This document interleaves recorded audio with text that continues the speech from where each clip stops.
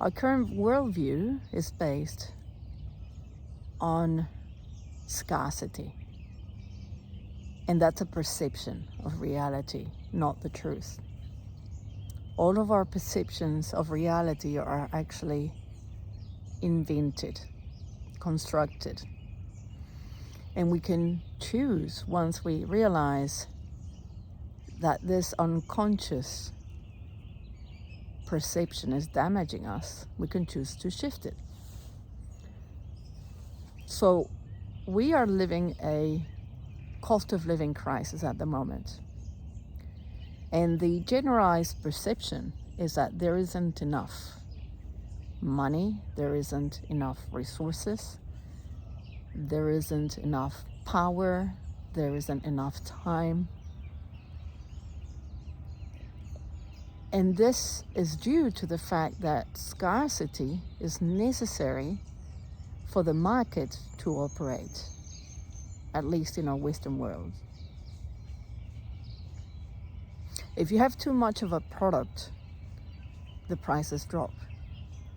And that's not good for the market. So, for example, I was listening to the radio the other day, and they were talking about how New Zealand exporters of beef are going to suffer because now Australia is producing so much beef that the market is going to be inundated and the prices are going to drop. So what you can hear in that story is that scarcity is going to come and affect the New Zealand exporters. But the flip side of that story is that there's so much abundance of beef that is the problem. So perhaps our problem is not one of scarcity, but rather of abundance. For example, supermarkets very often have to dump the products that are past their due date.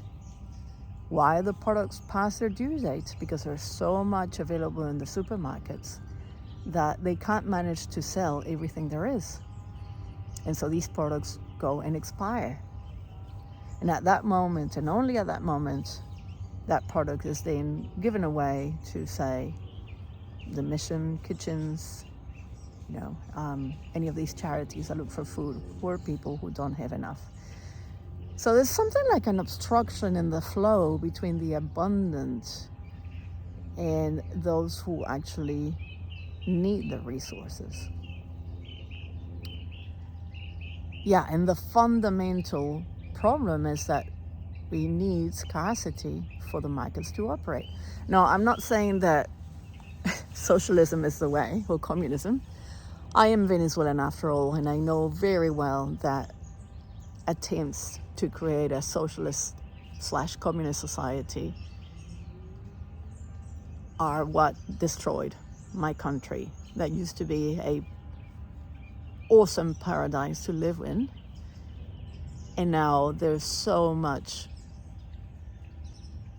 hatred and division, economic decline, poverty, that out of the 22 million people that were there, I think close to 7 now have had to immigrate. So I'm not proposing that's a solution. I actually think that we haven't quite invented yet the economic system that will work for humanity. So what I want to propose is the idea that we actually live in abundance. There's an abundance of everything if we can stop for a moment and look for it. So I'm going to suggest that you go out in nature every day and that you notice the incredible amount of leaves, branches, sky, sunrises. And this is the interesting thing too. We have been told that our brains are wired to spot danger, and that's true.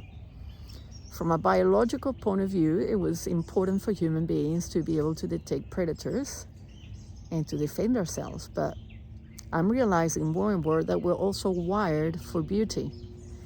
And that's not only humans, it's also animals. I've noticed that my dog watches the sunset, and my cats also sit down and look out calmly when the sun is warm and it's a beautiful afternoon. So if you could only make it a thing that you every day go and spend some time in nature, you would realize that you're living in abundance, not in scarcity. And that scarcity is an illusion. We have way more than we need. The universe is always providing. Nature is always providing. And the reason why we have a problem of scarcity is because in order for the markets to operate, there has to be that restricted flow of abundance. You know, a Louis Vuitton bag is expensive because there's only so many in the world, because they make the price so high that only a few can afford it. And so it becomes a sign of status when you do buy a Louis Vuitton bag. But a Louis Vuitton bag is just like any other bag, really. It's a leather bag. I don't find them particularly beautiful. So, yeah, and so the market needs to create that illusion of scarcity. We can also choose to have a perception of abundance.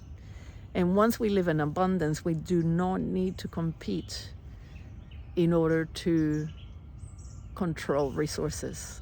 And therefore, we're more inclined to collaborate instead to contribute.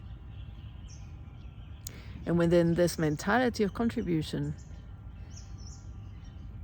you can explore who you are, what are your gifts, what are your talents, and how you can make those available for humanity, for the planet, for the animal world, whatever it is that you want to support and enrich with your own self.